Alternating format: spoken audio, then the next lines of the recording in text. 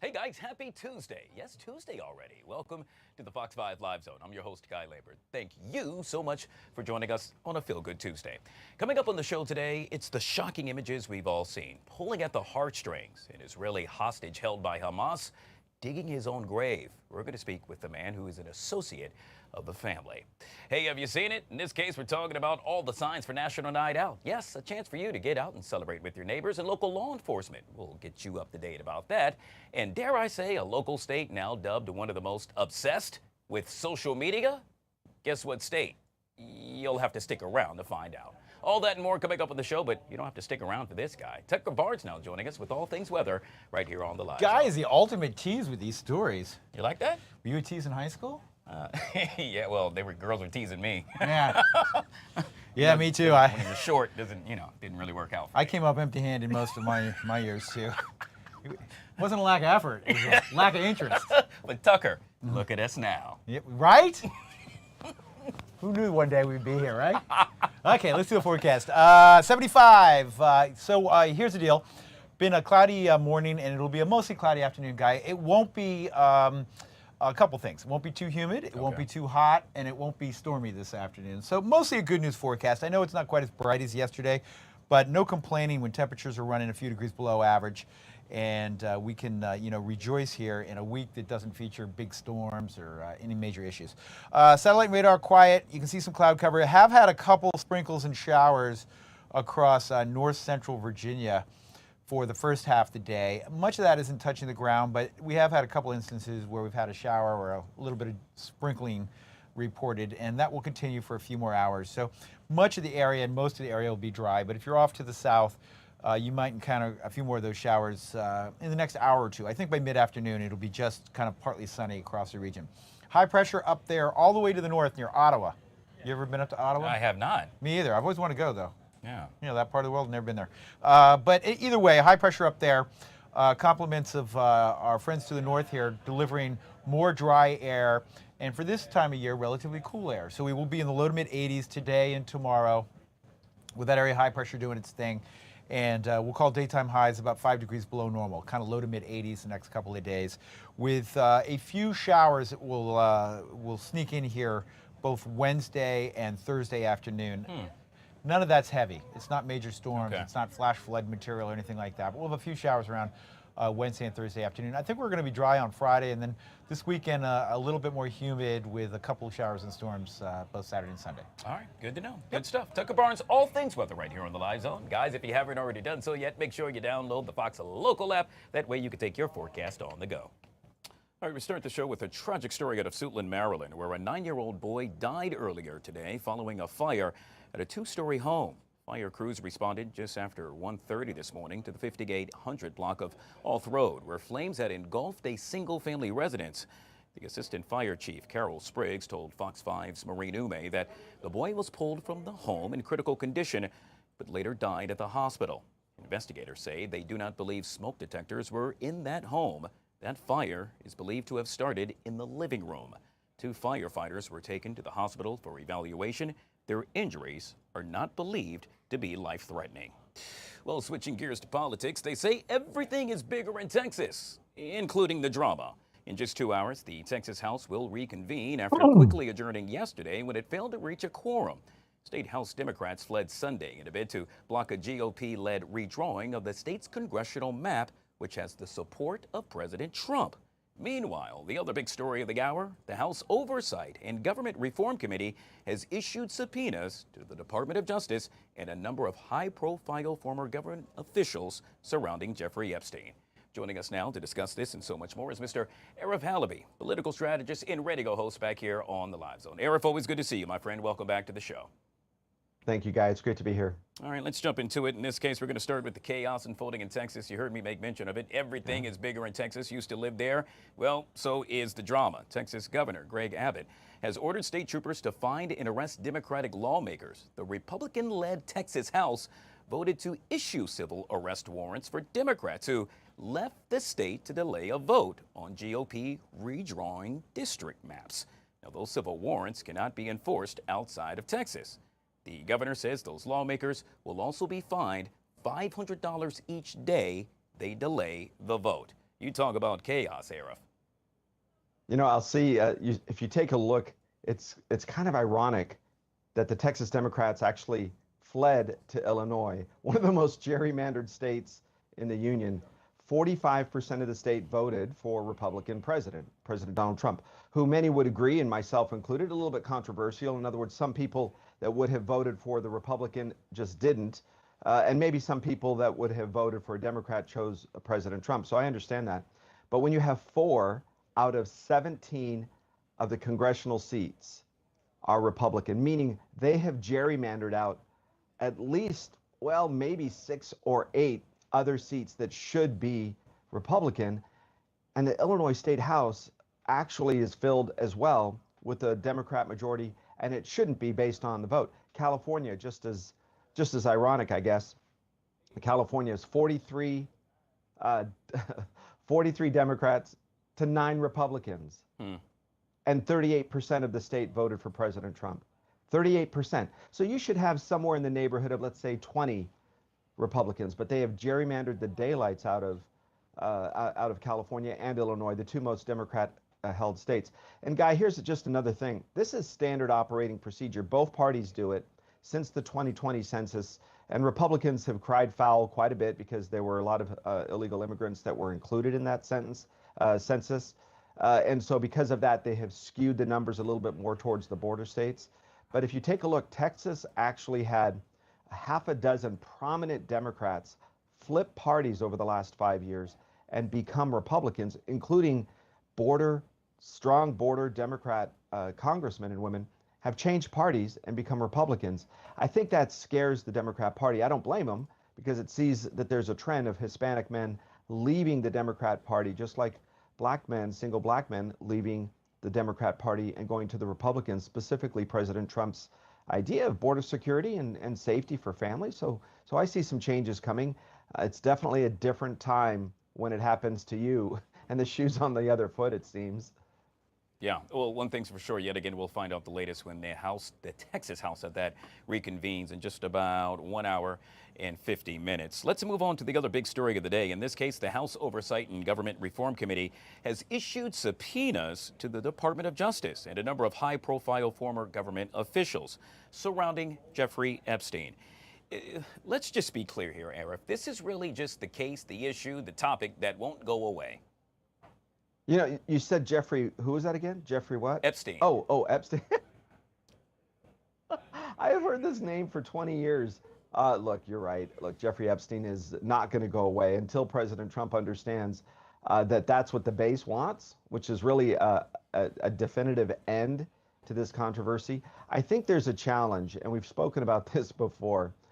Jeffrey Epstein, that name will live for in infamy, and for a few reasons. One, there's prominent political folks on both sides of the aisle, whether it's Bill Gates and President Clinton, who 26 times I think he was on the plane, so he's going to be subpoenaed for sure. He's not a president anymore.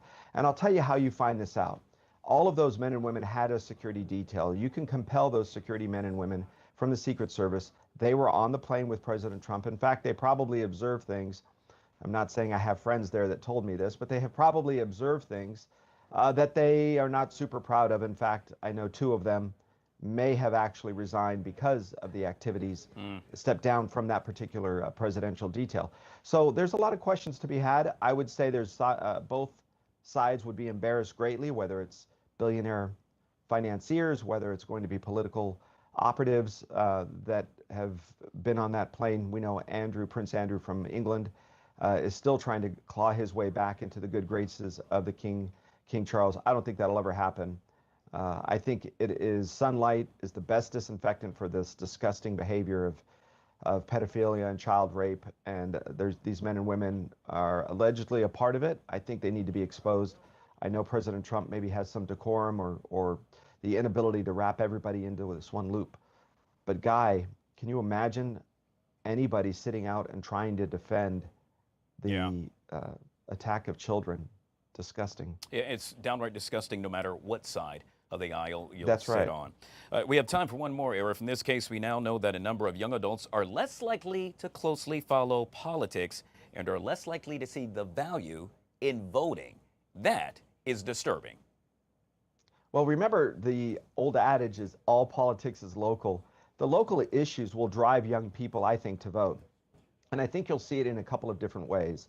You'll see it with local issues, whether it be parks or what we call open zones where there won't be any development, or housing issues where affordable housing needs to be addressed by the city and local state governments, whether it could be public parks or national parks being allowed to be left untouched by certain types of development. And I'm seeing this guy over and over. Cities and counties are giving up parts of their public lands to get public housing. I think that's an interesting approach and will certainly start the conversations going and possibly the activity of young people. Yet again, Mr. Arif Halaby, political strategist and radio host, joining us right here on the Live Zone. Truly appreciate your time, sir. Make it a great day. Thank you, Guy. Have a great week. You bet. Well, millions of student loan borrowers nationwide, including many right here in our area, could begin having their wages garnished this month. The pandemic-era pause on student loan payments ended this spring, but many borrowers still have not begun to pay back what they owe. With tips on how to get back on track and prevent your credit from being damaged, we now welcome the guy referred to as the nation's credit repair man, none other than the founder of credit repair firm Better Qualified, Paul Auster. Back to the Live Zone. Paul, always good to see you, sir. Welcome back to the show. Thanks for having me back on. Oh, you bet. What should every student borrower really be, well, let's just say cognizant of, who has taken advantage of the pause in loan payments? Well, you know, the game is over, however you want to say it, and it's time for them to pull their head out of the sand and face this head on. You know, you're looking at about 10 million student loan borrowers. Wow. Out of the 42 plus million total student loan borrowers. 10 million of those borrowers are in what we call late stage delinquency. They're at least 90 days late. Some of them are 180 days late or more. Some of them haven't made payments in years. So it's coming to a head, it's coming to fruition right now.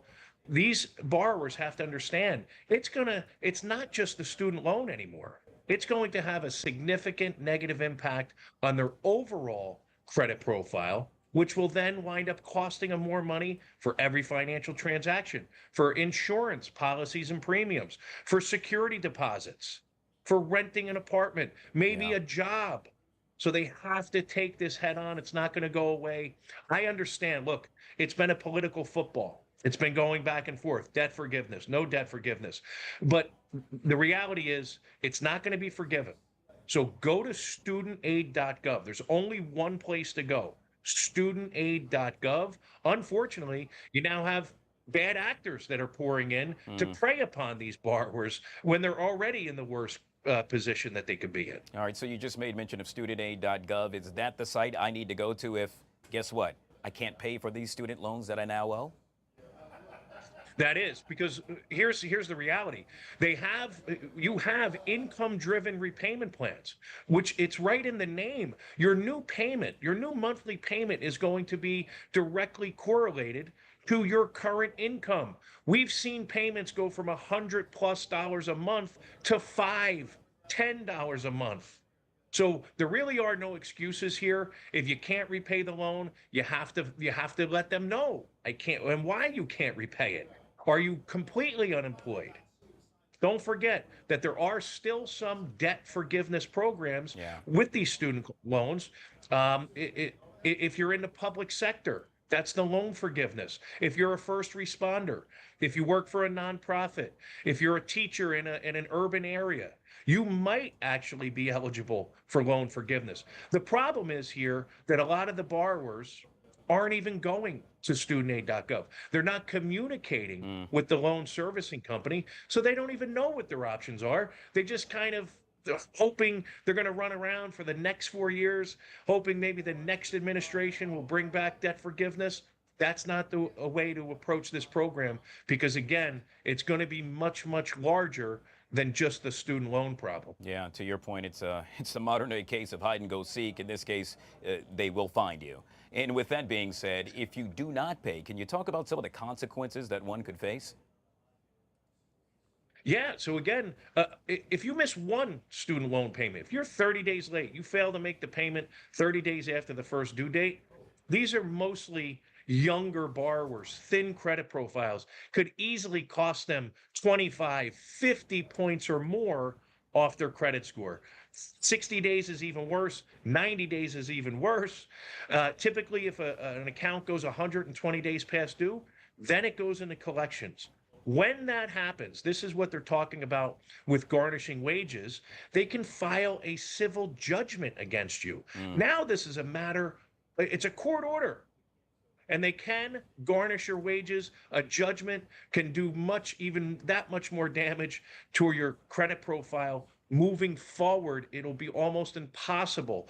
They're going to eliminate themselves from the financing pool. 10 million borrowers could be taken out of the refinance pool, the first-time homebuyer pool, buying a car, getting a credit card, having access to any other type of financing is going to be taken off the table just by not paying your student loans. Yeah, yet again, vital information and information we wanted to make sure we made our viewers were made aware of. Paul, if folks want to have yet again that website address, what's the one that they need to log on to ASAP? Studentaid.gov. Fortunately, they have streamlined the processes to apply for these income-driven repayment plans. So go there, figure out what you're going to owe. Can you put a path forward? If not, then you're going to have to figure out a different option. But not dealing with this, making a decision to decide not to do anything, you're making a decision there. So you have to deal with this sooner than later. Pull your head out of the sand and deal with this straight on. Grab the reins, take control back here. Look, the government's not going to help you. The student loan servicing companies are not going to help you. The banks, you have to help yourself. Well said. Yet again, that's why he is the nation's credit repairman and the founder of credit repair firm Better Qualified. Paul, always good to see you, sir. Thank you so much for joining us right here on the Live Zone.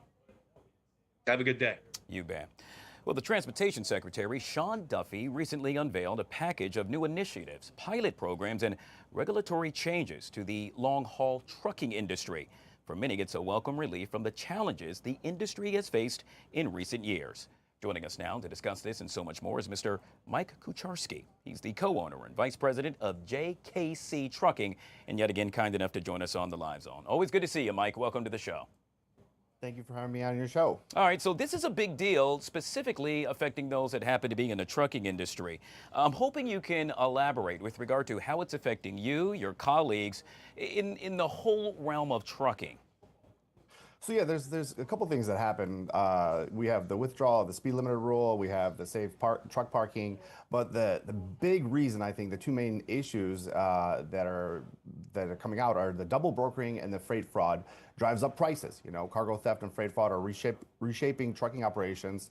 Cargo theft has cost the trucking industry an estimated about 800 million to 1 billion annually. And the federal government is acknowledging a problem that's always been there. The question we should be asking is, how do we let this level of fraud get so out of control that the federal government now has to step in? You know, this will raise awareness in the industry to help carriers protect assets, which helps level the playing field for the cost of groceries, etc. You know, example, a truckload of avocados is picked up in Texas, bound for a grocery warehouse in Illinois, but never arrives. The broker gets ghosted. The carrier that showed up wasn't the one booked, and the goods are unrecoverable. That costs us about over $150,000. You know, it gets passed down the chain to the shippers, to stores, to the end user, the consumer. When fraud happens in the trucking industry, it doesn't just hurt one company. It drives up the prices for everybody, your groceries, your furniture, even your holiday packages, etc. Yeah, yet again, all of this coming to play with regard to the executive order signed by President Trump. We also know that it allocates some $275 million to expand truck parking nationwide, addressing shortages that force drivers to stop in unsafe locations. Mike, it's 2025. Yet again, we're dealing with something like this. It's hard to believe. It's unbelievable. You know, this is one of my favorite things about this bill is that, you know, the safe truck parking that has been an old issue, never fixed until now. Overall, the allocation is fostering a safer, more efficient trucking sector, directly benefiting about over 3 million drivers who move only 72% of the U.S. freight. You know, this directly targets a longstanding parking crisis, a severe nationwide shortage of parking spots that where demand exceeds the supply by estimating about 40,000 spots, forcing about 70% of drivers to park in unauthorized or hazardous locations like highways, shoulders, ramps, or at least once a week. Groups like Women in Trucking highlight benefits for female drivers who often face additional security concerns in makeshift parking areas. By addressing this, the initiative is enhancing driver safety, regulatory compliance, operational efficiency, and overall supply chain reliability. Yeah, well, one thing's for sure, the trucking industry is truly the lifeline of America. Yet again, we have been speaking with Mr. Mike Korcharski. He is the owner, or co-owner, I should say, and vice president of JKC Trucking, and yet again, kind enough to join us on the Live Zone. Good to see you, Mike. Make it a great day. Thank you for your support. All right, guys, we're going to take our first break. On the flip side of that break, we've all seen it, the horrific video of the Israeli hostage held by Hamas digging his own grave. Harley Lipman joins us next. He's a friend of the family, and we'll discuss that and so much more right here on the Live Zone.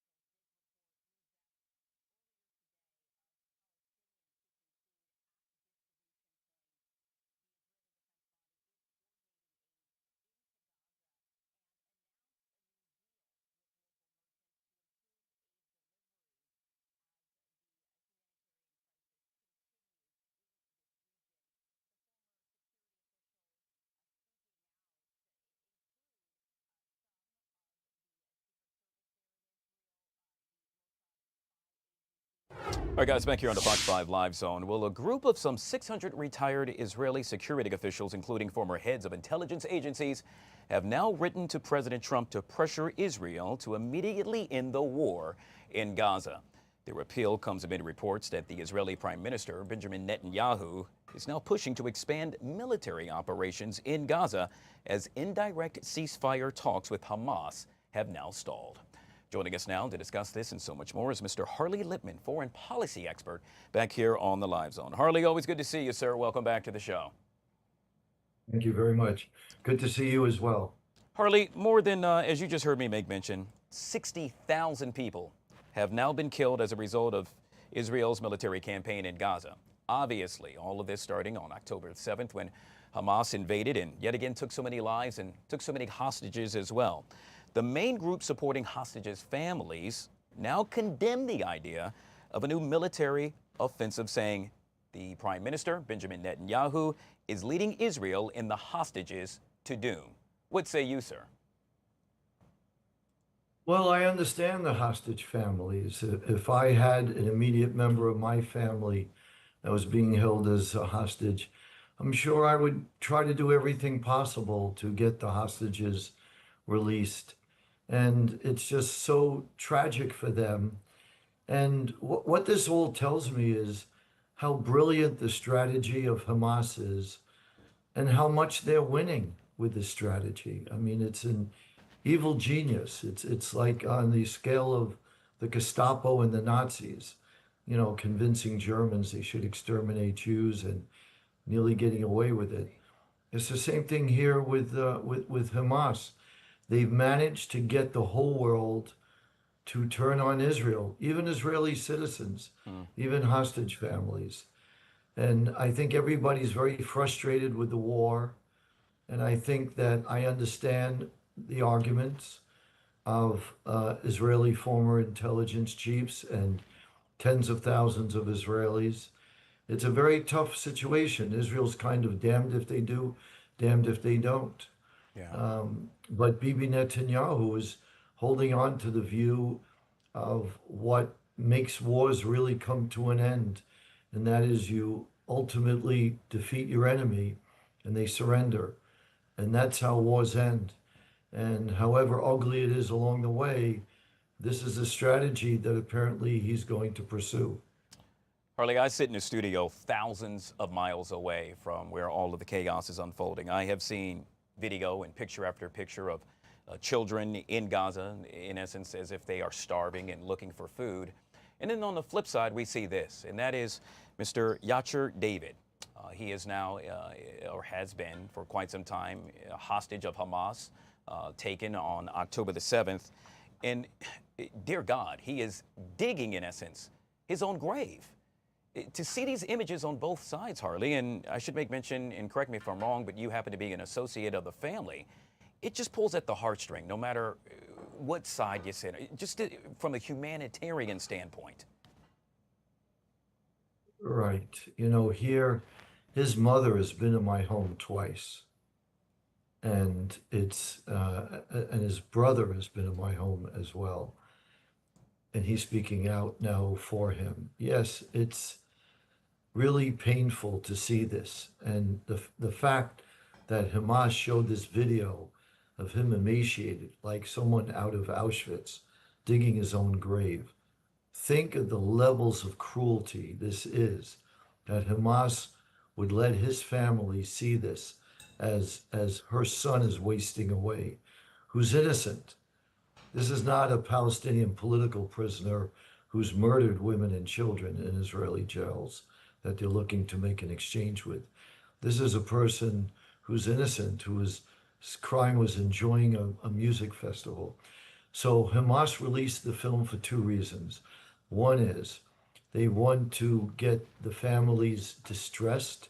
This is psychological warfare and torture. So the families get angry and vent on the Israeli government and say, you got to bring this person home, which is exactly what's happening. And they're also sending a signal that the world doesn't care about Israeli Jewish hostages. They don't care about Jews being held hostage. They only care about Palestinians that are starving. And we understand that we should care about Palestinians starving. But people who were taken nearly 2 years ago, who are completely innocent, are being deliberately tortured and starved. And nobody seems to speak out about that. Not even the Red Cross has insisted or been there to visit him. It's really tragic, and we can't forget him. Yeah, it is truly tragic, and just yet again really pulls at the heartstrings when you see images like that. And I have to be fair, I would say images of children starving as well, Harley. We know that Hamas says it's. I want to say something, if I could jump in. Oh, please do. I want to make a comment about that, children starving in Gaza, as if that means it's Israel's fault. And of course, this poor guy, Ivitar David, who's being held hostage, we see as Hamas's fault. So I know you don't intend to do that, but by saying it that way, it almost looks like a moral equivalent. I want to say that the fact that Palestinians are starving is because of Hamas. It's not because of Israel. Israel and the United States launched the Gaza Humanitarian Fund to get food to the people in Gaza. They've delivered over 10 million meals, and they're very efficient at distribution. The UN is not distributing food in Gaza, and they've even admitted that Hamas is stealing the food. We see the fighters are well fed. In the picture with Ivitar David, you see a Hamas person with his arm extended, and you see it's a big fleshy arm, meaning he's a well-fed man as he's looking at someone who is starving. So the starvation in Gaza is intentional by Hamas, because the more Palestinians die, the more they're able to get support against Israel. That is their strategy. So they want Palestinians to die. They feel that if, you die trying to kill the infidel who's occupying Muslim land is a good thing. So they want death and starvation, where Israel is trying to do everything to prevent it. So Israel's not creating the starvation. There is food going in, but the trucks are being hijacked by Hamas, and then they sell it at exorbitant prices to the poor Palestinians. This is where the evil is. Yet the world does not hold Hamas accountable. It's amazing. It really feels like Israel is committing this starvation and genocide. And it's just not true. I'm not saying it just because I want to defend Israel. Sure. If Israel is guilty, then they're guilty and we'd have to acknowledge it. But it's Hamas that's doing it, and they're completely getting away with it. And they've got the world to believe that Israel's doing it, committing genocide and starvation. And now the whole world is turning against Israel. It's an incredibly brilliant strategy of Hamas, and incredibly, incredibly sad and tragic. Well, yet again, I am in no place to play Monday morning quarterback from thousands of miles away, but it just really pulls at the heartstrings from a humanitarian aspect that all of this continues to play out right before our very eyes. Of course, our prayers are with the David family, as yet again he is a hostage and has been since October. We're now going on a year, Harley, that he has been held captive and at last check, digging his own grave. It's truly upsetting. Almost 2 years. Almost 2 years. That is correct. I Not stand last corrected. October, but October before. Yeah. All right, Mr. Harley Lippman joining us, a foreign policy expert right here on the Live Zone. Truly appreciate your time and your commentary, Harley. Well, my pleasure. Thank you for having me here. You bet. All right, guys, we'll take a quick break. On the flip side of that break, Annie Mae joins us. It's our Tuesday Talkers coming up next on the Live Zone.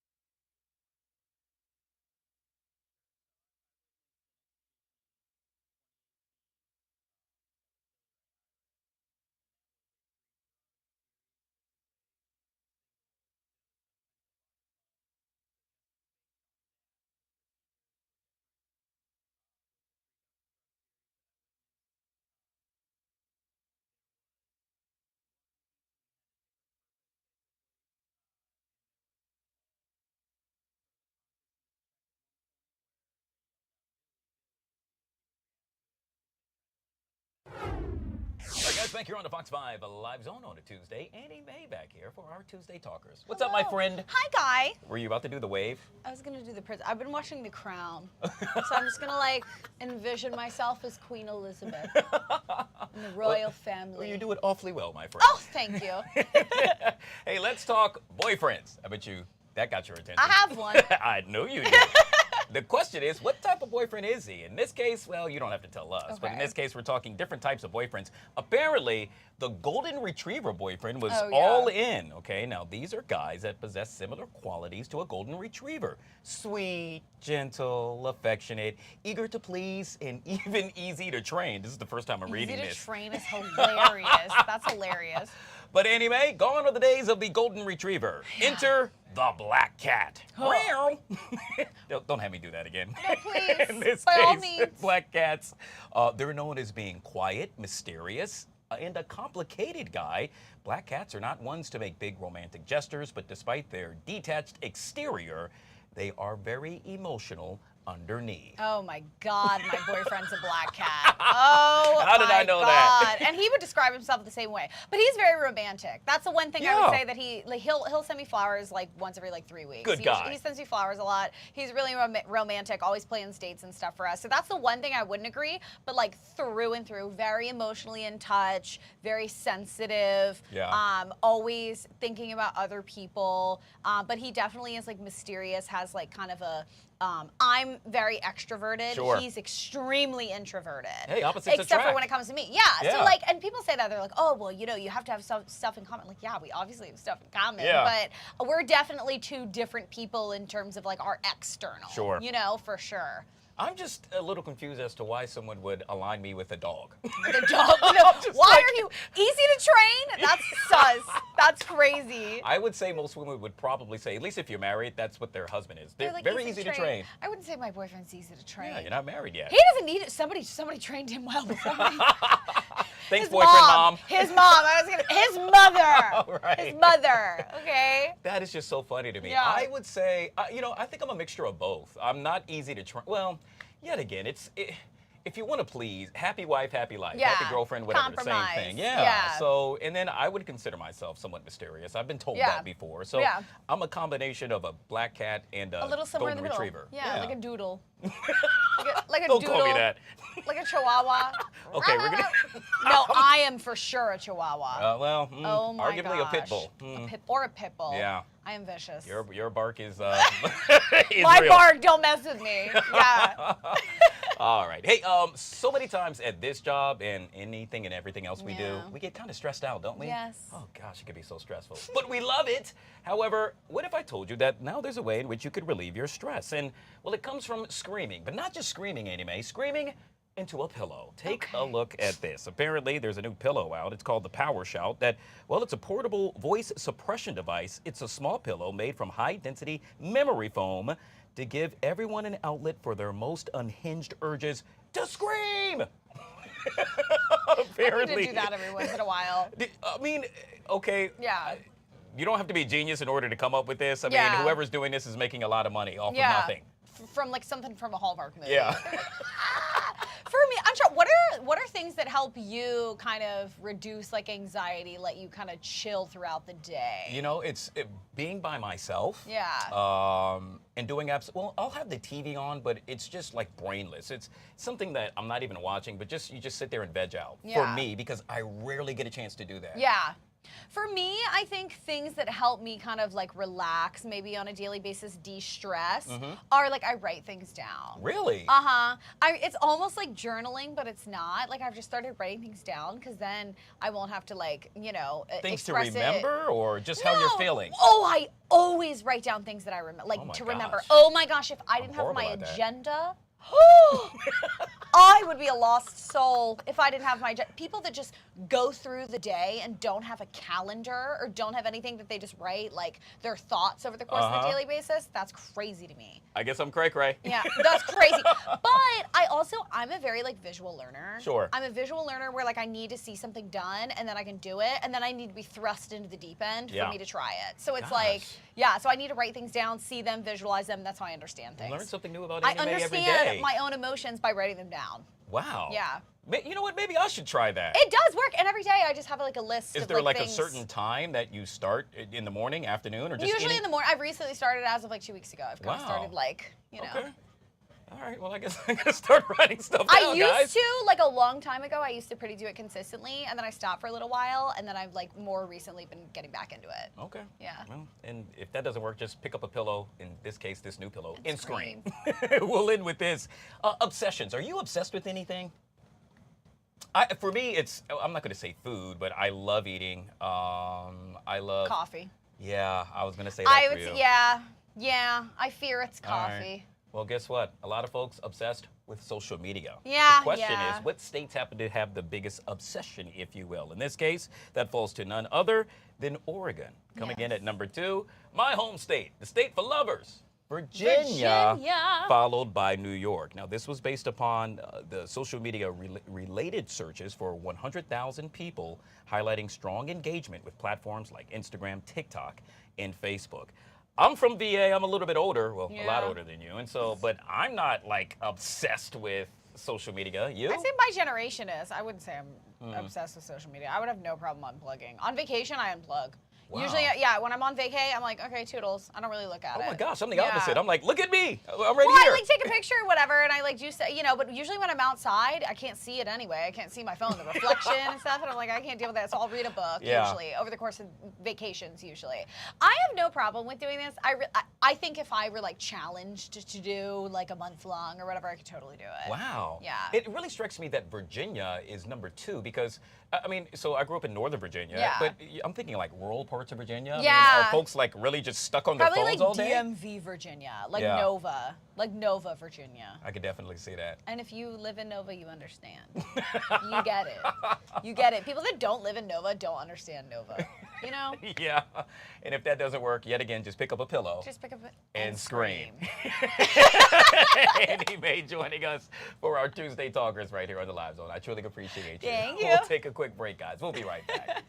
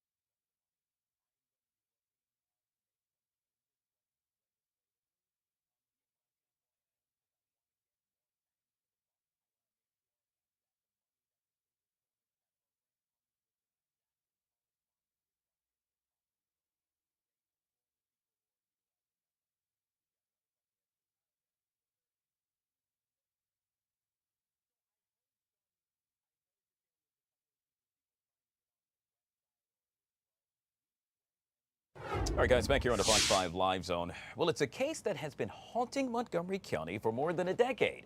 Catherine Hoggle, the mother of 2 missing children, has been re-indicted for murder and is expected in court for a bond review hearing today. Hoggle is facing 2 counts of first-degree murder and the disappearance of her children, Sarah and Jacob, who vanished back in 2014. Hoggle had told police she dropped them off, but investigators never found any evidence of that. Their bodies have never been found. Joining us now to discuss this is our guy, Mr. Bob Barnard, outside of the courthouse. And Bob, you, just like we have been following this for quite some time. It's hard to believe it's been 10 years. Almost 11 years, Guy. Yes. Wow. September will be 11 years since the 2- and 3-year-old children disappeared. They had lived in Clarksburg with their father. They had been spending the weekend, and while he was at work, being cared for in Gaithersburg by the grandparents, and then, as has been determined over the years, one at a time, Sarah, who shouldn't have had direct access to the children, shouldn't have been driving at the time, took them each individually somewhere, she says, to be taken care of by somebody else. but their remains, these two beautiful children, their remains have never been found. And it's been a long odyssey because Catherine was originally charged in their disappearance, ultimately charged in their murder. This is a mugshot taken just last week after she was arrested in Chestertown, Maryland, at a halfway house. She'd been charged in the past, but had never, and there she was at the time of the children's disappearance, was never determined to be competent to stand trial, suffering from paranoid schizophrenia, other issues. So she was hospitalized. She was sent to the maximum security state hospital up in Jessup, Maryland. Clifton T. Perkins is the name of that hospital. And then we find out on July 23rd, she was released to a halfway house in Kent County, Maryland, Chestertown. A grand jury here in Montgomery County indicted her for 2 new murder charges for the disappearance and deaths of her children. That was last Thursday. She was arrested on Friday at that halfway house. Our photographer, Nelson Jones, is out there, and he says he's spoken to a neighbor across the street who was there when Catherine Hoggle was led around from the backyard to the front of the house in handcuffs. Her attorney says she was arrested at gunpoint. Montgomery County Police say their officers who were part of the U.S. Marshals Capital Regional Task Force made the arrest. So it was Montgomery County Police in Chestertown, Maryland, making the arrest, but they're part of this region-wide task force working underneath the U.S. Marshals Service. So they're the ones who arrested her, brought her back here to Montgomery County. She's facing 2 new murder charges, was in court via a video hookup from the jail yesterday afternoon, but her attorney had some other issues that he had to attend to and thought the hearing might go on a little bit longer than the time he could give. So that bond hearing to see what should happen with her now, pending potentially a new murder trial, that hearing was postponed till today. So that's going to get underway at 1:30 this afternoon. So that's the long of it, not the short of it, but the long of it. Catherine Hoggle is back in jail where she does not want to be. And we'll see if she'll remain in jail and stand trial now, or as her attorney told us yesterday here, David Felsen said that, look, he believes she should go back to the state hospital and be taken care of and have these charges once again dismissed. Yeah, this truly is a script made for a movie. Bob, you made mention of her arrest and it taking place at gunpoint. I did not know that. And so should we assume that at some point she was trying or attempting to flee? I don't think so, but I think just the mere fact that she was now facing 2 new murder charges handed down by a grand jury, that because she's facing murder charges, they took it seriously, the effect of her arrest. So it was, we're told, done at gunpoint and at this home in Chestertown, Maryland, Kent County, Maryland. So we're not getting the sense that she was potentially a risk of fleeing, like a flight risk, but just that is the sense I'm getting, is that it was just a normal procedure. She's being charged with murder. We're going to draw our guns, put her in cuffs. No indication that she resisted the arrest, but I think that was just a kind of a formality, a procedure, the way they go about making those kinds of arrests. But this neighbor was telling us it was rather dramatic. Lots of police cars, no flashing lights, no sirens, but quite a presence out on the Eastern Shore last Friday to arrest Catherine Hoggle. And now she awaits a bond review hearing. Bob, what time does that get underway? 1:30. And yesterday, I mean, they take other cases. I mean, she's not the only one to have a hearing before this judge. She was the 3rd or 4th person called. But again, her attorney said, look, I can't stay beyond 2 o'clock. I think this is going to go longer. So they moved it to today. So whether it happens right at 1:30 or soon thereafter, there's going to be some kind of a hearing and no indication of what all is going to be discussed. But we know her attorney is not happy with what happened in terms of not being told, first of all, that she was released from the hospital and sent to this halfway house, and then that the police knew about it before he did and went out and arrested her. Yeah, all right. And yet again, once we have new information, you, the folks at home, will find out at 3 o'clock during the DMV zone. Bob Barnard, great reporting as always outside of the courthouse in Montgomery County. Truly appreciate your time, Bob. We'll chat soon. You bet, Guy. Thank you. All right, we'll take a quick break. Hey, on the flip side of that break, we're celebrating, in this case, National Night Owl. That and so much more coming up next, right here on the Live Zone.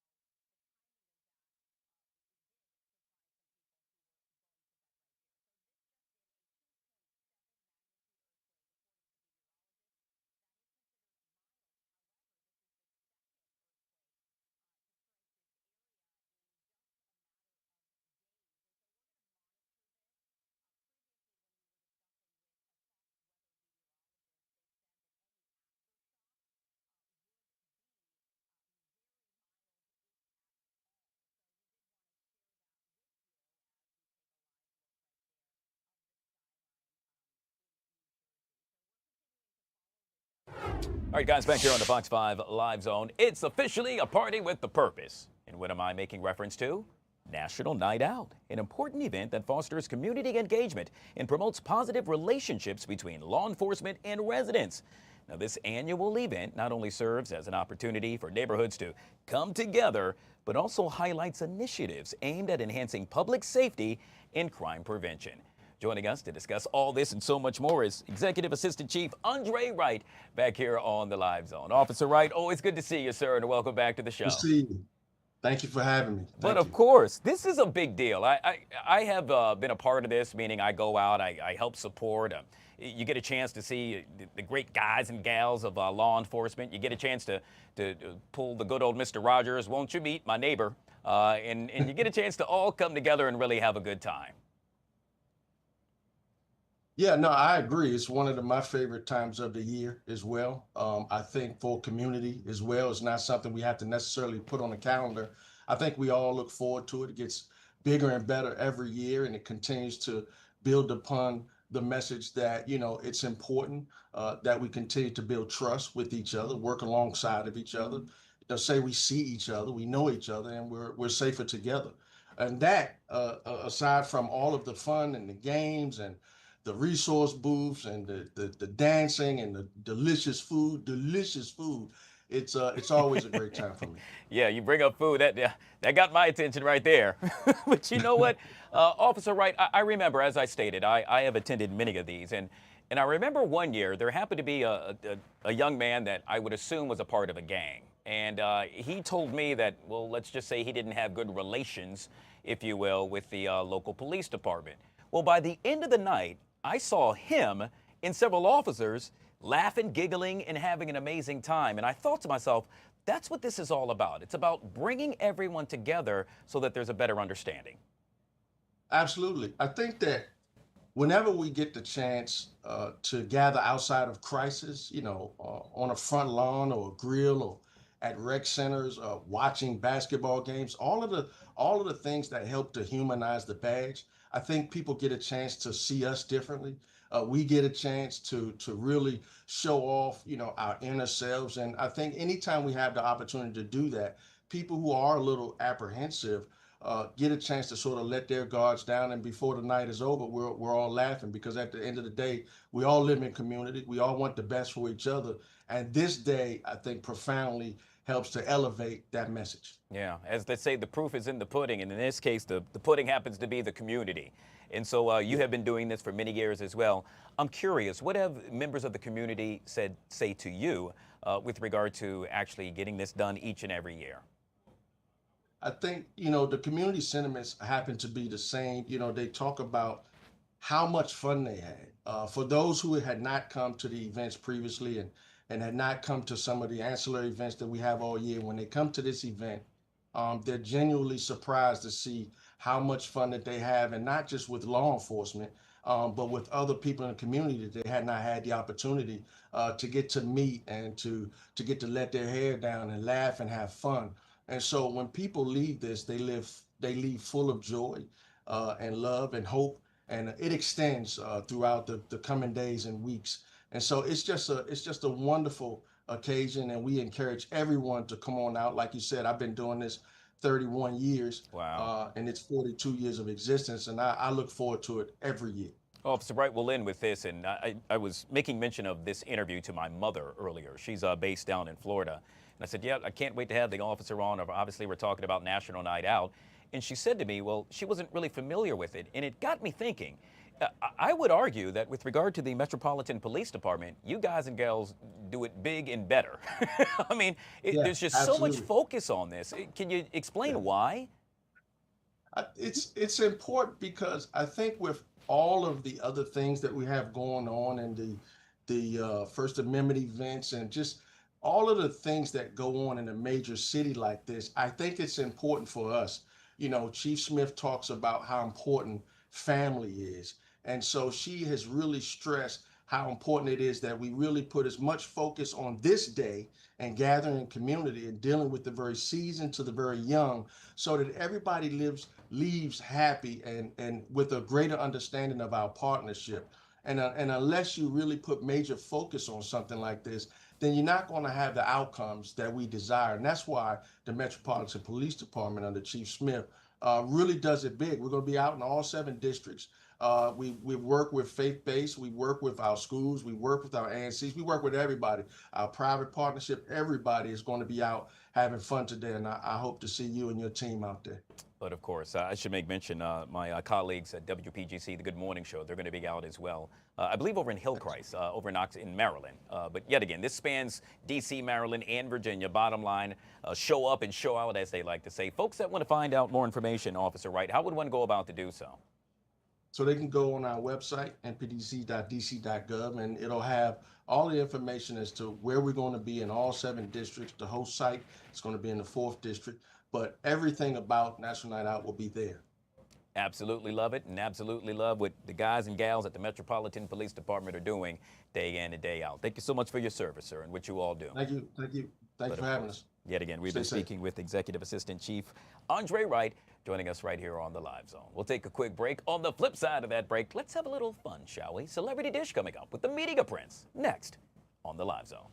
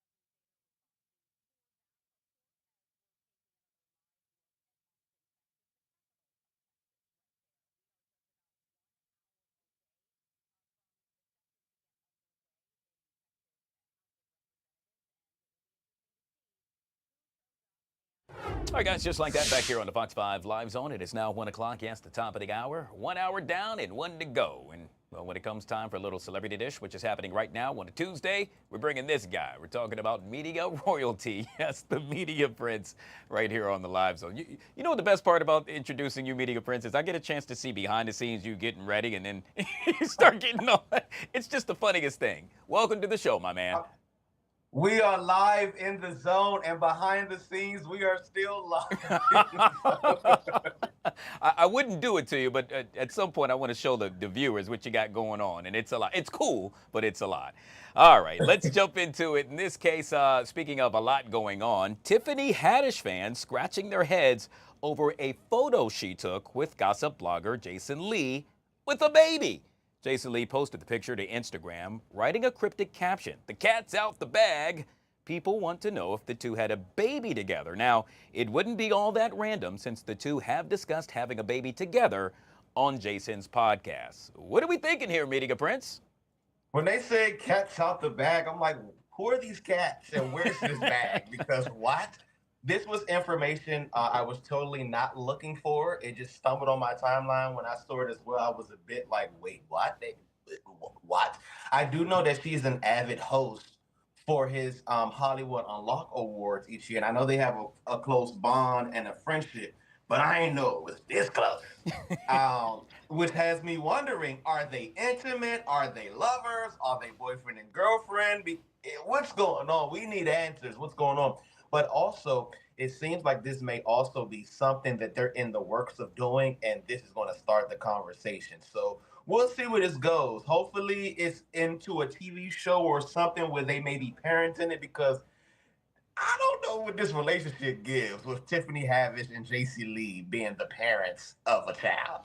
Well, it's no secret she has been very vocal about having a baby, and so, but yet again, it seems it's more of a prank to me, and so I don't necessarily know if you would just go about to get the people talking, and you would go as far as to have a baby with someone. That's But, and that ain't no newborn baby. That's a baby that's clearly been here. So whose baby is that? That is true. Either that, or it's just the big baby that was immediately grew up that fast as soon as well, it made its way into Mother Earth, as we like to say. Hey, let's move on to Jessica Biel, who has quite a unique showering routine. This is one for the record books. The actress says she eats her breakfast while washing up. Jessica says she balances drinking coffee and eating cereal with getting clean. She explained in a video shared back in 2024 that shower eating movement is meant for multitaskers. Is this something that's right up your alley as well, Media Prince? Absolutely not, because if my food get wet, it's over for it. I mean, I don't know what she's doing or what, you know how they say, stop trying to make fetch happen? She's trying to make fetch happen, because I have never in my life seen anybody say, you know what, let me warm up this oatmeal, make me a bowl of cereal or some scrambled eggs and cheese, and you know where I'm going to eat it at? Forget that dining room table. I'm going to eat it in the shower. Jessica Biel, you are alone in this equation. If you find a world, stay within that world. We don't need to know you guys anywhere, because I promise you, as a multitasker who can do multiple things at once, eating and washing under my underarms and my areas is not one of them. Yeah, so in her defense, because, as I stand here and I'm thinking about it, I mean, obviously she lives quite the lavish life. Perhaps, Media Prince, her shower isn't set up like, I have my shower set up and you have your shower set up. Maybe she has a you think she may have somebody scrub-a-dub-dubbing for Well, her? no, not necessarily that, but I've seen shower heads that will go this way and this way and this way. And I mean, so perhaps it's not just coming down on her and, in that case, let's say contaminating her food and or coffee. But what about the soap and the suds? They can splash anywhere. I mean, it's just so many questions, Jessica. I now would like to know how this actually happens, though, because now I'm a little bit intrigued. Sorry to invade your privacy, but since Amanda's in there, I would kind of want to see how this trick-or-treat works. So, maybe she should start her OnlyFans so that we can find out how she does this. Full disclosure, Media Prince, I've never done coffee, but I have had a beer in the shower with me, but obviously it's in a bottle, and hey, it was just a quick shower. Well, a tequila shot in the shower never hurt nobody. Speaking of OnlyFans, as you alluded to, we now know that former child star Lil Tay is now on OnlyFans. The 18-year-old reportedly earned $1 million. I didn't stutter, $1 million in the first 3 hours of opening the account. As part of the earnings, Lil Tay also received over $26,000 in tips and nearly $490,000 for messages. Media Prince, I think I need to quit this job and hop on OnlyFans.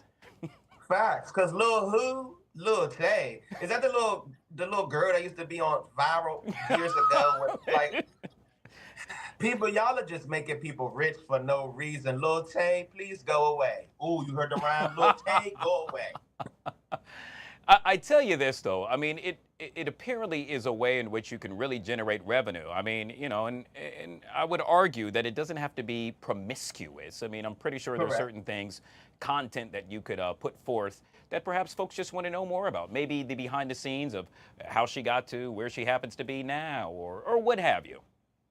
Let's be honest. She's going to have to show a little toe or a little shoulder or something, because I don't have anything intrigued about Lil Tay that would make me want to make her a millionaire on OnlyFans. So, Lil Tay, the clothes must go away.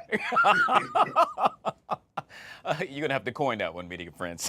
All right, we'll end with this, and that is here in the DMV. Who do we love? We love nothing more than our guy, your guy, yes, the guy, Mr. Kevin Durant. But apparently, well, he's shooting his shot in more ways than one. In this way, in this case, straight into the DMs of one of the upcoming pop stars. Now, I don't even know how to pronounce this young lady's name, Media Prince. Is it Jordan Pauline? Is that how you say it? Are you familiar?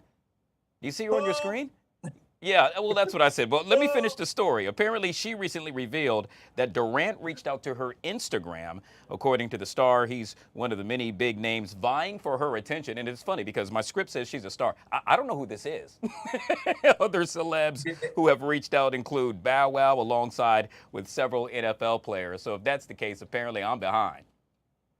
We are way behind because again, it's just like I promise you guys, every day we wake up and there is someone new famous and someone new who wants to expose who's in your DMs.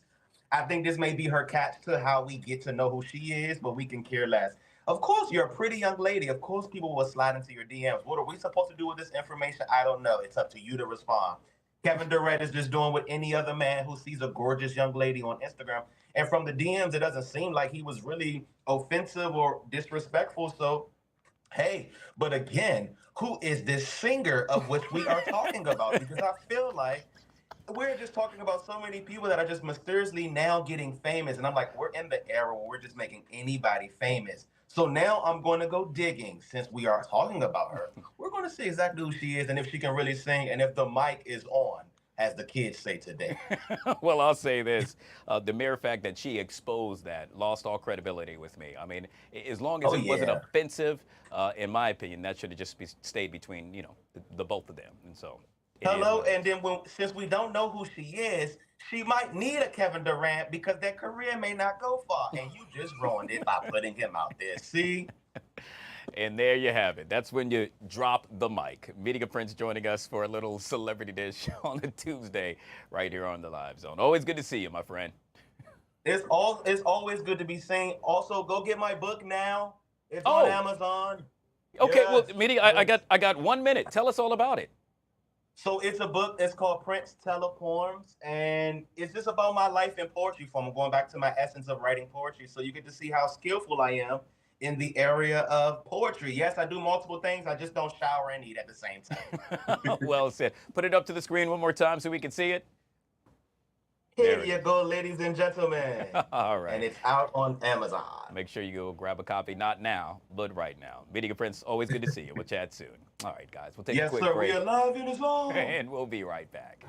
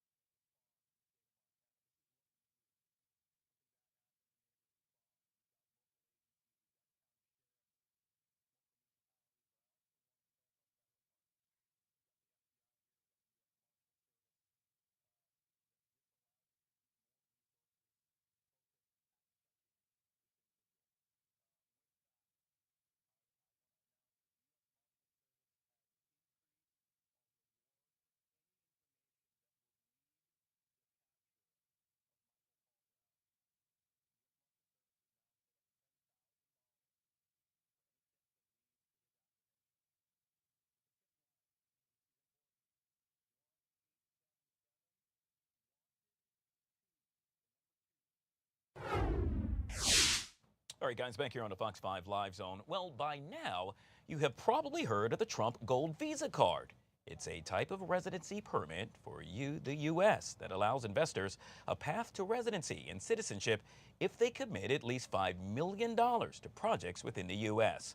Now, with the future of birthright citizenship under threat, immigration experts say any move to curtail the longstanding constitutional principle could lead to an increase in demand for the gold card and for legal residency programs like the EB-5 visa. Joining us now to discuss this and so much more is Mr. Ali Jungari, CEO and founder of EB-5 Investors Magazine. Ali, always good to see you, sir. Welcome back to the show. So nice to see you. Thanks for having me. For our viewers that are still trying to figure all of this out, I'm hoping before we jump into this, you can tell us the difference between the EB-5 program and the gold visa card. Yeah, the EB-5 program was enacted in 1990. It didn't become popular until around 2008 to about 2015. And it's an $800,000 investment by a foreign family into the United States. And in order to create or get your green card, you have to create 10 US jobs. So it's a conditional program where $800,000 has to create the 10 US jobs, and it puts that money into the economy. The gold card, which is different, which has actually been proposed by President Trump, and there's 70,000 people that have potentially signed up for this on a rolling sign-up wait list, which we haven't seen yet. But this $5 million is actually a donation that goes into to reduce our $36 trillion deficit. So there's two different programs we're talking about here. Now, Ali, it's no secret. We know that birthright citizenship is, in essence, being debated right now and could possibly change. Should that happen, correct me if I'm wrong, but you view it as a loophole for many foreign nationals and could very well shift demand toward investment-based and merit-based immigration pathways like EB-5 in the gold card. Yeah, people have been using birthright as a tourism type mechanism. And I've seen it in, surrogacy centers where folks come in here, either they get a surrogate and have a child here, or they have it while on a trip. And that child at age 18 becomes a US citizen. The parents don't have rights, but the child at 18 could come to the US and live here permanently. Many other countries, in essence, have already implemented a similar wealth-based immigration program, but they've also rolled them back. And so folks that are hearing about this and are somewhat curious, they're saying, it sounds good, but at the same time, if it sounds good, why would it be rolled back at some point? I mean, you hear about folks rolling it back, then you hear about countries like Argentina who just started their new program. You hear about other countries that are starting it. It's actually smart immigration. You're bringing in industry and economy into the US tied to a green card. Remember, we're letting thousands of people into the country for free on the lottery. Why not charge money for people to come in and build their family base, their education, and get the benefits of the US? So it makes complete sense to me, while more programs have been popping up recently, that countries actually want to use this to generate capital and to create amazing projects. Some of these projects, I know last time I listed them for you, but they're amazing. I mean, you got the Bright Line train in Miami. You got the Escaya and Cordovera project in San Diego. It's like 6,000 homes. You got the Memorial Hospital. You got the Samaritan Hospital. There's been $100 billion of capital invested in the US for EB-5. So it's been very smart of us to have this program over the last 20 years. With regard to the program, we know that it could be implemented sometime in the near future. Some hope that, well, this could actually happen before the 2026 midterm elections. Should that happen, what needs to be done to bring this to fruition? Well, about July 15th, the new USCIS Director Ed Lowe, came into office. So now imagine the change that's going to have. I mean, that's Senate confirmed, and the USCIS is now run under the Trump administration. They have full control over the USCIS. Now, this is going to implement every aspect of immigration, including the gold card and the EB-5. Technically speaking, the gold card actually needs to be enacted by Congress because it has some benefits. But imagine there's other ways around it where it could be created as a part of the EB-5 program, and all they need is quota in order to enact this. So I actually think you're going to see some things happen now that Director Edlow's in office. So, Ali, let's say you sit on the right, let's say you sit on the left, or let's say someone sits right smack dab in the middle. I bring that up because if that's the case, one perhaps may be somewhat wary of associating their finances, let's say, with the Trump brand. And should that happen, and if that does happen, do you think ultimately that could be something that perhaps could hurt the president with regard to really pushing this program? So if you're thinking about this in terms of like who gets into our country, there's major screening that goes on with Homeland Security. So I think we're protected in the fact that we're going to screen everyone that puts in their $5 million for the gold card. EB-5 program has had the same protections over the years. We've actually made sure the right people get into the country. There's 6 months of background checking, where the money came from. There's actually a thing called source of funds, where you go back and you check to see, was it a lawful source that this 800,000 for the EB-5 program came in? So there's been a lot of protections. I don't think there's going to be an issue with who comes into the country. I personally think that this program, the new gold card, has to be a supplement to a lower tier, which is the $800,000 EB-5 program, because you have different demographic of people. Different people have different amounts of money. I mean, ours is typically the $800,000 EB-5 program is for families who are using the EB-5 program for education. It's for a way that H-1B employees here have a way to actually get a permanent green card by putting in $800,000. So altogether, it's been a great program. And I think the gold card is going to be a good program. And I don't think we're going to have any problem with having the wrong people enter into our country. We'll end with this, Ali, and that is I have several credit cards, some of which I should probably no longer use. But with that being said, at any point I could pick up the telephone and, let's say, call customer service. Let's say I need help.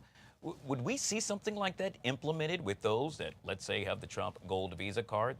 That they too would have an option to perhaps seek more information and or knowledge about what exactly they're doing? You know, they haven't shown much in the gold card perks yet. I know that in order to sell this program, you need to have a couple tax advantages for folks coming with a lot of money. The details of, they're talking about fast tracking it, which is very important. This EB-5 program I mentioned that's been around takes 5 years or so. It takes a long time. But imagine the gold card could be just a couple months and you get your residency in the US. And you can bring your family, you can create stability here, you can have opportunities in the US. So there are a lot of quick ways of getting the gold card. I think the quick way of getting it and getting into the country, if let's just say there's something going on in your country back at home, it's a good program. And to me, it makes complete sense. Yet again, we have been speaking with Ali John Gary, CEO and founder of EB-5 Investors Magazine. Always good to speak with you, Ali. Thank you so much for coming on the show today. Thanks so much for having me. You bet. All right, guys, we'll take a quick break. We'll be right back.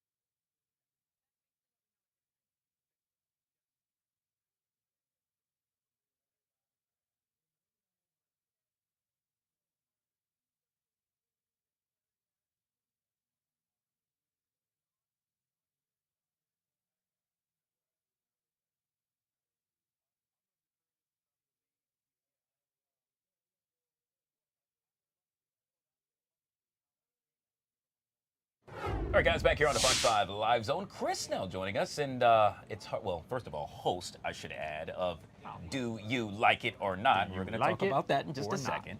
But first and foremost, congratulations yet again. And I know I keep on messing this thing up. So look, all fair, we're like, okay, hey, we're going to do what we do, and then we're going to talk about the show. And every time I just start off, the show. Yeah, exactly.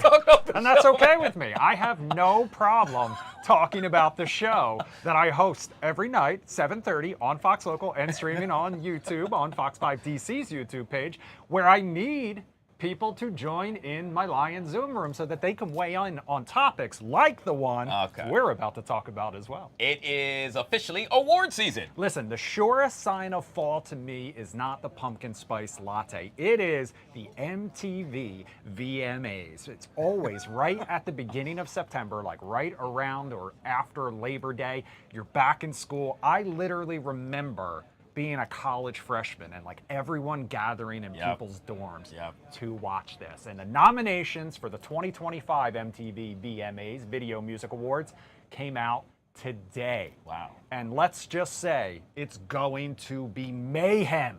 Really? Okay. Because Lady Gaga's Mayhem, her new album, is the front runner. Wow. I think it's safe to say, because she got 12 nominations for that album, including ones for Video of the Year, Artist of the Year, and Best Album. Artist of the Year. Artist of the Year. We're going to talk a little bit more about that category in a second. In the meantime, though, her duet partner from that song Die With a Smile, Bruno Mars, a close second, right on her heels, because Bruno has 11 nominations, and he's close to probably paying off that debt finally. Take a look at who else we've got. Kendrick Lamar, third place, 10 nominations. His latest album, obvious. I mean, he has had a phenomenal last year and change. I believe her name is Rose from Blackpink, and Sabrina Carpenter tied with 8 nominations, and then Ariana Grande and The Weeknd with 7. Also Billie Eilish, Charlie XCX, and many, many more, including Bad Bunny, all favorites this year. So we mentioned Artist of the Year. Okay. Taylor Swift and Beyonce both nominated in the category, rightfully so, despite the fact they have had no new music videos in the year 2025. That is so true. So Cowboy Carter, Beyonce did not release She didn't release a single music video. Remember, fans had been asking her for visuals, and if you were at the show, which we were, you know those visuals were incredible. Amazing. But she did not release any music videos. And that's technically what this entire award show is focused on. That kind of brings me to my question for tonight's Do You Like It or Not, which is, when was the last time you actually watched a full music video? Okay, I watched one last night, but it really doesn't count, because prior to that, I had not watched one in maybe a year or two. But it was a group that hadn't released a music video in 20 years. They did, and so I just wanted to see. Had to check it out. It was a little nostalgic because they hadn't released one in 20 years. Here is my favorite part about this year's MTV VMAs, and read into it what you will. You can catch the awards when they are handed out September 7th on CBS. What?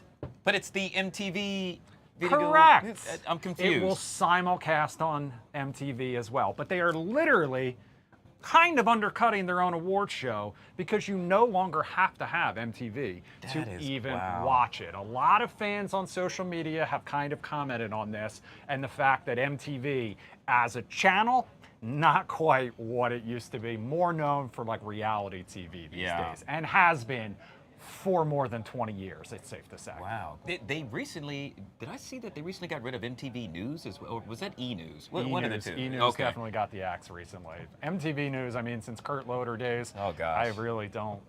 Honestly, I have not put on the MTV channel. That was our Instagram, though, Chris. It was. That's where we got our news. Everything. It was. Oh my God, TRL back in the day. I mean, this were. I mean, Carson Daly. I mean, I'm not going to plug the show that he's on, but he's still going strong, folks. Yeah. Wow. They could probably bring it back at any time. It is interesting. I watched a little snippet of Sabrina Carpenter's Man-Child video when that had come out. I did see that Lady Gaga Bruno Mars one when it came out, because I just was a big fan of like the fashion in it. To be honest with you, it was a little, kind of like Dolly Parton country throwback to the 70s and stuff like that. But I have not actually watched a music video. Yeah. And I'll be honest with you, I don't even know what they look like anymore. So, Well, you're going to talk about that and so that's much going to more. be one of the topics we're going to talk about tonight. We're also going to talk about whether it's too soon to go back to school, because some Ooh. students are already heading back in the next couple days and weeks. Yep. And it's not even Labor Day. Summer's not over Yep. yet. But I'm with you. parents may have some feelings about it. So that's one of the other Ooh. topics we're going to be weighing in on tonight, on do you like it or not. And that's the sort of one where it could totally depend on whether you're a parent or a student, if you like it or not. Yeah. For us, and yet again, I'm dating myself, it was always the Tuesday after Labor Day. Absolutely. It was exactly, you felt like you had that entire 3 months, June, most of June, July, and August. I understand now that if you're in school, some of these schools that start early let out early so that they don't have to deal with like, hot temperatures in the classroom, especially when it starts getting up into like the 90 degrees. And but you know what? You know what they had us do back then? We got to wear polo shirts and shorts instead of khakis and sweaters. Or they would just tell you, like my mom would always say, sit still, you'll cool off. Okay, can't do that nowadays, but. A little TMI here, but yeah, I mean, back in the day, like we only had like one window unit air conditioner and it was on the first floor. And so if my parents were staying up later than we were allowed to stay up during the summer, we would just sleep in our whitey tighties upstairs. And then like my mom and dad would have like friends over, and inevitably you'd like come downstairs and ask for like a glass of water. That's and I so can funny. only imagine what it must have been like in that day and age. Just these little kids. Oh, gosh. man, good stuff. Yet again, all Hilarious. discussed tonight on Do You Like It or Not? Beginning at 7:30. All right, I can't wait to check it out. I was Please on do. Monday. It You was were on awesome, Monday. man. Yeah, great Guys, time.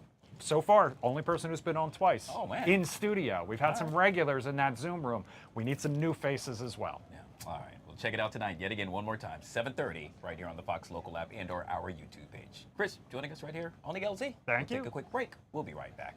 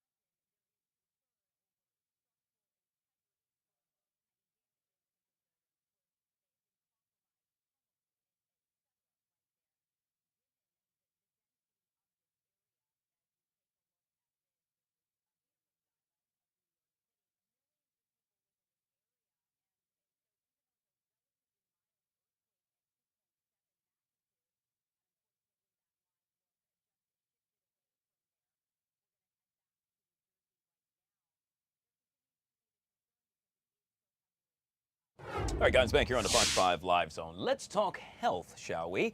However, in this case, we're focusing on our mental health. Would you believe one way to stay mentally fit involves you getting some R&R outside, surrounded by nature? You heard right.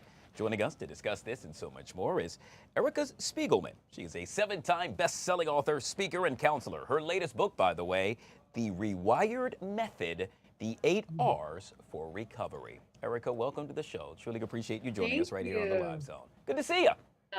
Honored to be here. Great to see you. All right, so Erica, one of the things I have always done, and I pride myself in doing this, not that I'm all knowledgeable, but I remember ever since I happened to be a little kid, wee high, whenever I would get down and out, you know what I would do? I would go outside and just Sit in the sun and enjoy my surroundings. In this case, it happens to be nature.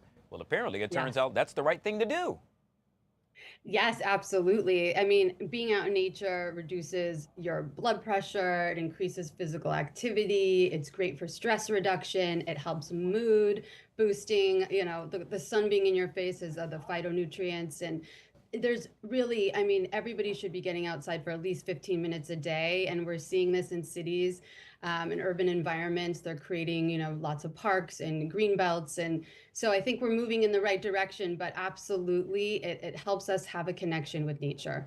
Yeah, this study, by the way, out of Stanford University, and it says, and as you just saw in the lower third right there, all you need is about 15 minutes. Any reason or any explanation as to why just that magical number of 15? Yeah, you know what? I think in terms of like dopamine creation and just the fact that our brain needs a minute to adjust to things, you know, getting outside for maybe 5 minutes isn't enough. And so again, aiming for 15 minutes a day, and trying to, you know, be out early in the morning also helps. I mean, a lot of the studies say that early in the morning, again, the phytonutrients from the sunshine, even if it's cloudy out, it comes through the clouds, is really wonderful for us too. It helps with our circadian rhythm and sleep, and our metabolism. And so much comes from us just connecting with nature and getting fresh air and, again, that sunshine. So again, aiming for 15 minutes. If you could do 10, even better. But it's not about perfection. It's just about, you know, trying every day to create a routine that we can incorporate by being outside and with nature in any way. Yeah, I absolutely love this. With regard to this topic, any particular, let's say, natural setting that we should make sure that we're surrounded by? I'm thinking perhaps forest, mountains. Yes. My pick would be a beach of some sort. Yes. If you're lucky enough to be near a beach, amazing. You know, if you could, you know, it doesn't matter where. I mean, the study from Stanford said that too, whether it's in the mountains, in the forest, at the beach, in a park, in a city, at a park, you know, it's just about getting out, and getting that contact and looking up at the sky and being connected to like the greenery. Green really helps, kind of our mood boosting chemicals. And so again, just looking out into nature, no matter what kind of nature it is the thing to do. And I would argue there's no better time to do it than during the summer. And speaking of summer, as summer winds down and the excitement of a new school year approaches, parents across the DMV, yes, right here in DC, Maryland, and Virginia, are busy preparing their children for success. Now, while shopping for school supplies and new clothes tops most back-to-school lists, ensuring your children's health and wellness should be your first priority. And so with that, Erica, I got to say, okay, moms and dads, it's probably time or a little bit too late that you make sure the kiddos have their physical. Yes, yes. Yeah, you know, I have 2 kids myself, and it's so important to get, you know, their medical appointments out of the way, especially if your kids have allergies or have any medications. Make sure it's all updated so that we have those prescriptions ready for the beginning of the school year, and to obviously update the school on any medical history that your child has. But it's also just really great for our kids to get checkups and make sure that they're on track developmentally, and make sure that they have all their immunity shots and anything else that the doctors need to tell us, because every year is important. Our children grow. There's a lot of cognitive development. There's physical developments, and we just want to stay on top of that. Yeah. Then there happens to be creating healthy habits for academic success. That is, correct me if I'm wrong, but that is so key, is it not? It's so key. You know, children thrive when they have predictability and routine. It really, no, kids of all ages do much better with routine. And so, yes, we need our kids to thrive, feel safe, to have the consistency with a schedule. And that's why going back to school, whether we like it or not, I think most parents do appreciate the schedule, gives kids confidence too. Again, they're getting dressed themselves, they're getting organized again. It helps with their mood, it helps with emotional regulation for children. They get to have these real life experiences and learn how to regulate their emotions. So again, that predictability and just having this routine in place before they go back to school is super important. So if we have a week left before those kids go back, or a couple days, let's start today and try to set up that routine so that they're used to it when they go back. Oh my gosh, I remember that oh so well. Mom, I got a week left. No, I want to stay up past 9 o'clock. I'm sure a lot of parents will hear that tonight and, well, the next week or two as the kiddos get ready to prepare for school. Hey, before I let you go, I want you to chit-chat very quickly about your book. I absolutely love this, The Rewired Method, The 8 R's for Recovery. And I'll make mention again so I can let the folks know you are a seven-time best-selling author. Thank you. Thank you. I really appreciate that. The Rewired Method is self-care tools for mental, emotional, physical, and spiritual health. It's just, I want to empower people with these tools so that, again, we can live our best lives and learn what tools are good for us. We all are so individually different. So what's going to work for your mental health will be different from my mental health. So again, I have hundreds of tips and tools in there. I really encourage people to do self-check-ins and journaling and writing. And so I give people access to that if they want to go down that route. And really just, we can all rewire our lives and change our lives at any point in time. And again, routines I discuss are very important. And that consistency is how we rewire our pathways. Absolutely love it. Yet again, we've been speaking with Erica Spiegelman, kind enough to join us on the Live Zone. I truly enjoyed this. Thank you so much for coming on the show. Thank you so much. I appreciate it. You bet. All right, guys, we'll take a quick break. We'll be right back.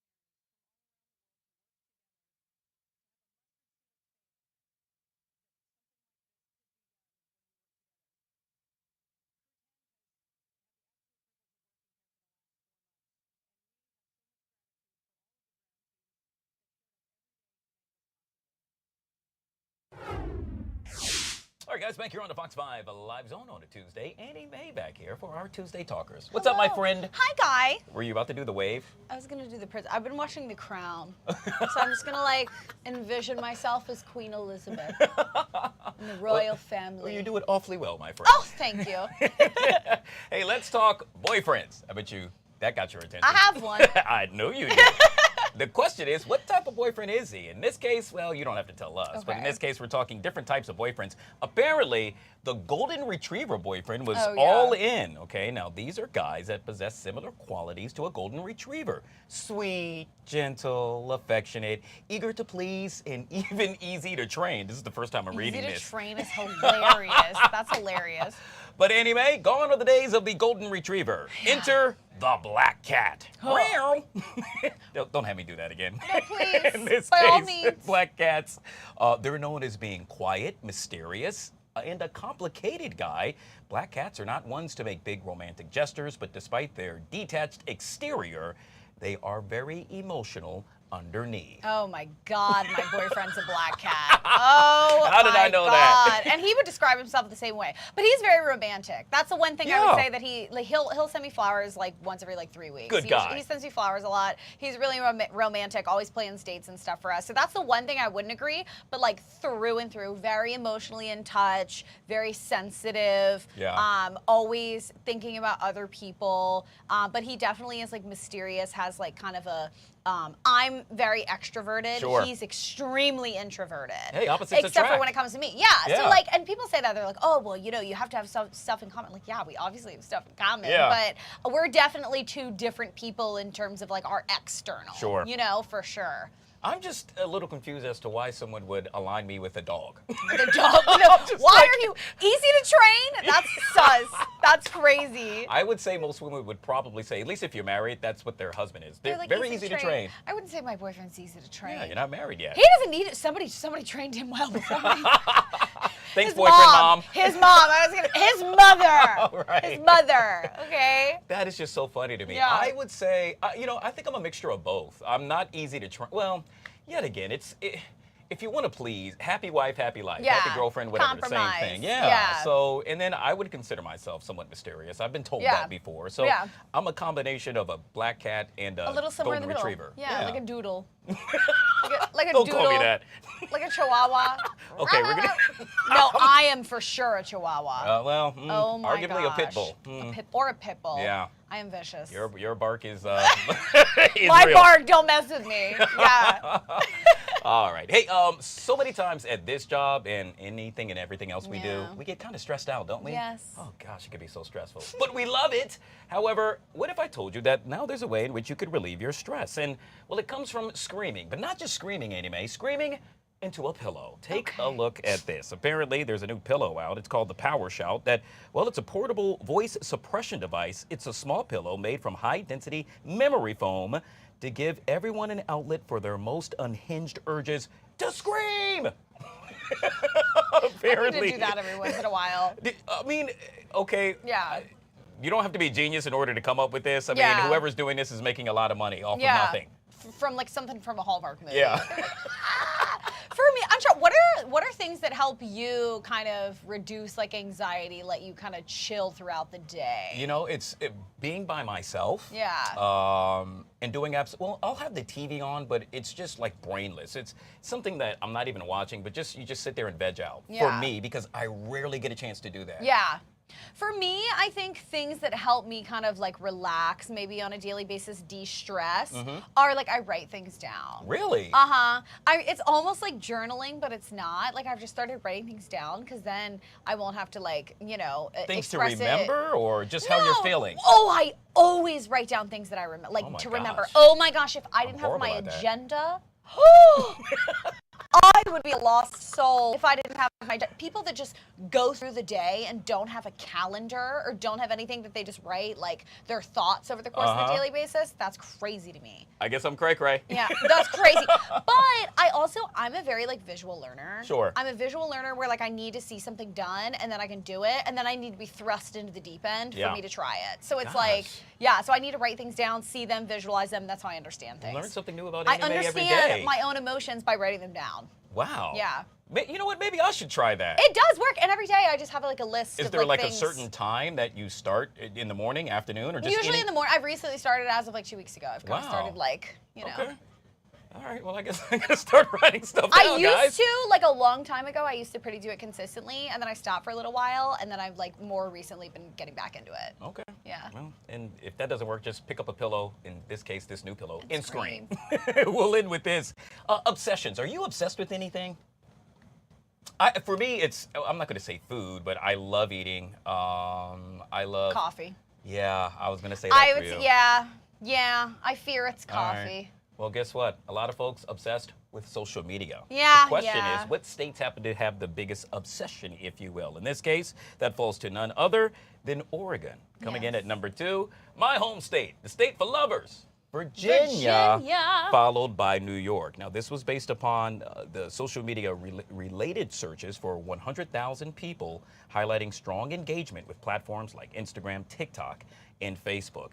I'm from VA. I'm a little bit older, well, a lot Yeah. older than you, and so, but I'm not like obsessed with social media. You? I say my generation is. I wouldn't say I'm obsessed with social media. I would have no problem unplugging. On vacation, I unplug. Wow. Usually, yeah, when I'm on vacay, I'm like, okay, toodles. I don't really look at it. Oh my gosh, I'm the Yeah. opposite. I'm like, look at me. I'm right Well, here. I like take a picture or whatever, and I like do, but usually when I'm outside, I can't see it anyway. I can't see my phone, the reflection and stuff, and I'm like, I can't deal with that, so I'll read a book usually over the course of vacations. Usually, I have no problem with doing this. I think if I were like challenged to do like a month long or whatever, I could totally do it. Wow. Yeah. It really strikes me that Virginia is number 2 because, I mean, so I grew up in Northern Virginia, Yeah. but I'm thinking like rural parts of Virginia. I mean, Yeah. are folks like really just stuck on Probably their like phones all day? DMV, Virginia, like Yeah. Nova, Virginia. I could definitely see that. And if you live in Nova, you understand. You get it. You get it. People that don't live in Nova don't understand Nova. You know? Yeah. And if that doesn't work, yet again, just pick up a pillow. Just pick up and scream. Andy May joining us for our Tuesday Talkers right here on the Live Zone. I truly appreciate you. Thank you. We'll take a quick break, guys. We'll be right back.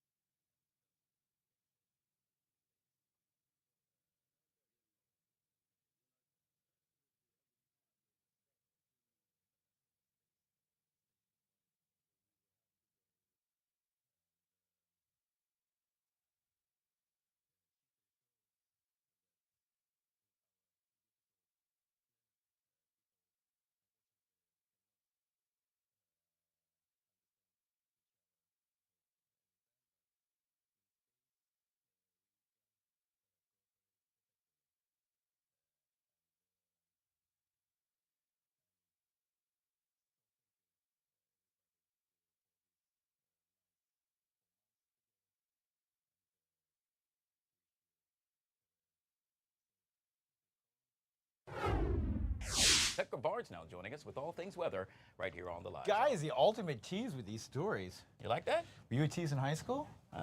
Yeah, well, girls were teasing me. Yeah. Yeah, me too. When you're short, didn't really work out. I came up empty-handed most of my years too. It wasn't a lack of effort, it was a lack of interest. But Tucker, look at us now. Yeah, right? Who knew one day we'd be here, right? Okay, let's do the forecast. 75. Here's the deal.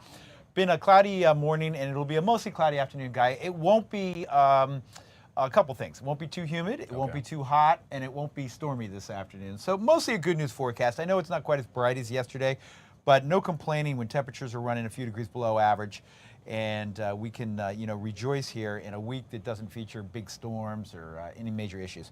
Satellite and radar quiet. You can see some cloud cover. Have had a couple sprinkles and showers across north central Virginia for the first half of the day. Much of that isn't touching the ground, but we have had a couple instances where we've had a shower or a little bit of sprinkling reported, and that will continue for a few more hours. So much of the area and most of the area will be dry, but if you're off to the south, you might encounter a few more of those showers in the next hour or two. I think by mid-afternoon, it'll be just kind of partly sunny across the region.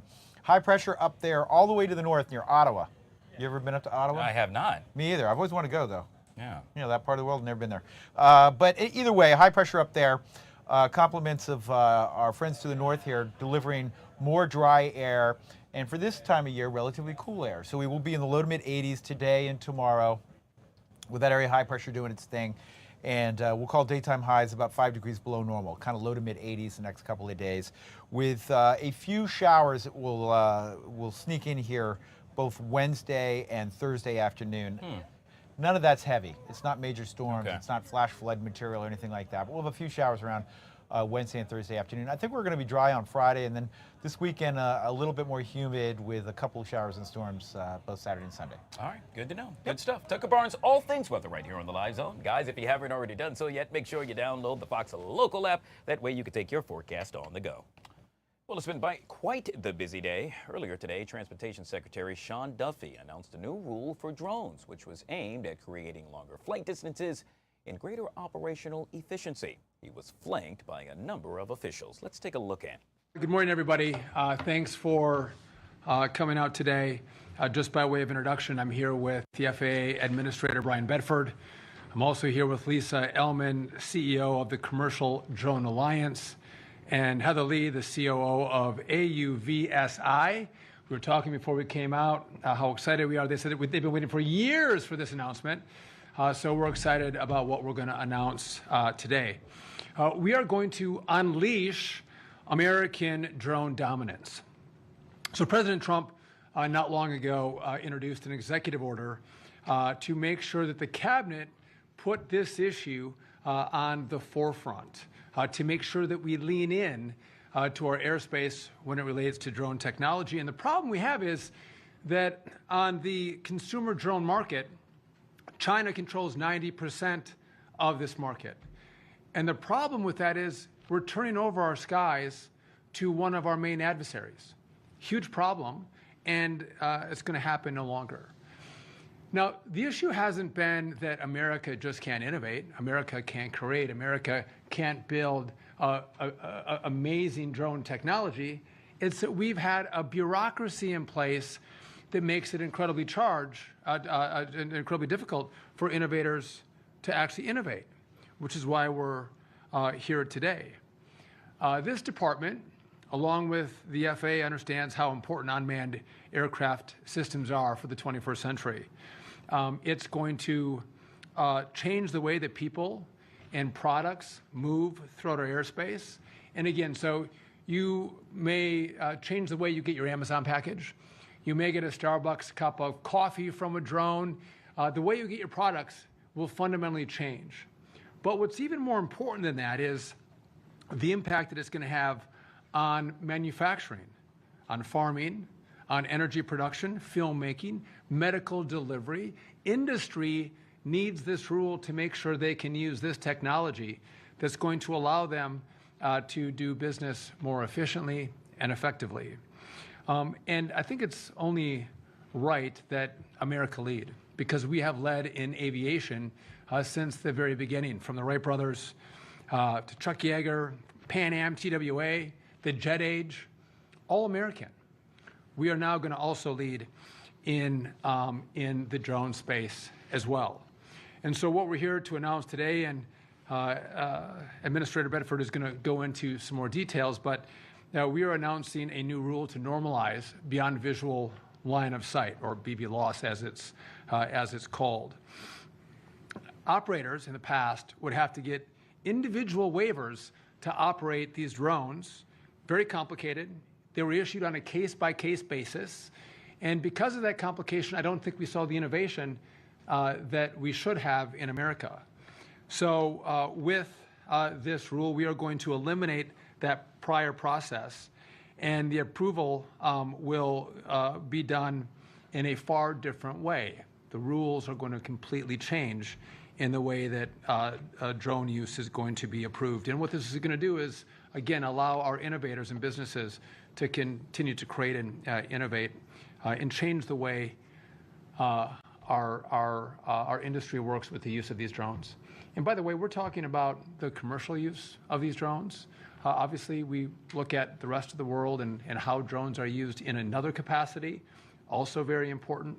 But again, this is the commercial use of how these drones can change industry. And I would just note that we work very closely. We partner with our other allies in government on how do we do this the right way?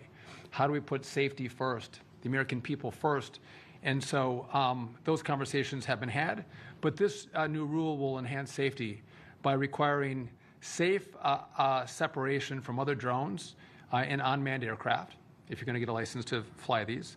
And it's going to require collision avoidance technology. We're also partnering with TSA to ensure that operations supervisors and flight coordinators are properly vetted. We want to make sure the TSA looks at who's operating these, what kind of background do they have, and make sure we have the right people, the good people, operating these drones. And so TSA has been a great partner. We're excited about this announcement today. This has been a long time coming. This was not thought up in the last 7 months. This has been going on for well over 4 or 5 years, this conversation. Under this president, we're not afraid to move and move fast, but also move safely. And I just want to end, before I turn it over to Administrator Bedford, I'm grateful for the president's leadership. He has been remarkable in seeing spaces that government has got in the way of innovation and business, and clearing the deck to make sure that we get government out of the way. We still maintain our safety mission. All right, yet again, Transportation Secretary Sean Duffy discussing new rules for drones. Guys, just want to make sure that you keep streaming with Fox 5 DC throughout the afternoon. By the way, we are only minutes away from the State Department press briefing. Now, if you happen to be watching us on YouTube, you will be automatically redirected to that stream at the end of this show. By the way, at 4 o'clock today, mark it on your calendar. Yes, President Trump will be signing an executive order establishing a 2028 Olympics task force to handle security, the visa process, and so much more. Last but not least, it's the big show, the show we're all talking about, the show that's making all the noise. Yes, you see it right there on your TV screen. Do you like it or not? Hosted by our very good guy, our friend, producer Chris. If you haven't had the opportunity to check this out, it is truly, truly something you should do. Like I said, I was on, last Monday and this past Monday, and the only thing that's missing is YOU, so we encourage you to do so. You can watch these events and more on Fox Local and on youtube.com/@Fox5DC. On behalf of my producer, Emmy, I'm Guy Lambert. The Take right now on Fox 5.